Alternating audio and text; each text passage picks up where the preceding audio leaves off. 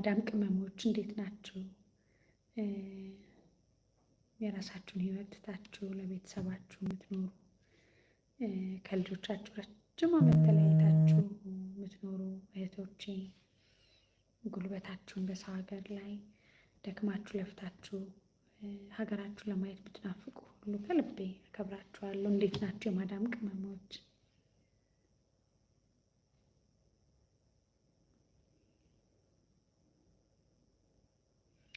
ለማዳም ቅመሞች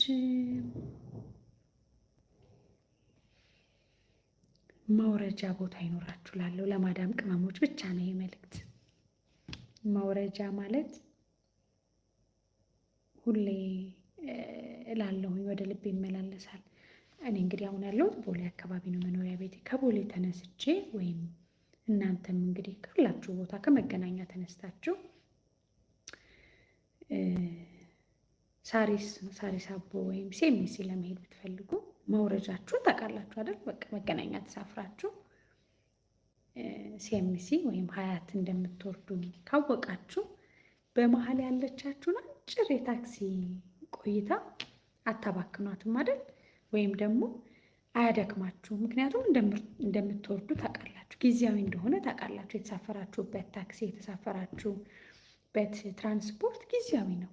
ከመገናኛ እስከ ሀያት የማዳም ቅመሞች እኔ በዚህ ሰዓት የተሰማኝ ብዬ ማስበው የምትወርዱበትን ጊዜ መጥናችሁ መቼ መውረድ እንዳለባችሁ የተሳፈራችሁበትን የስደት ህይወት፣ የተሳፈራችሁበትን የጭንቅ ህይወት፣ የተሳፈራችሁበትን የናፍቆት ህይወት መውረጃ በጁለት አይደል?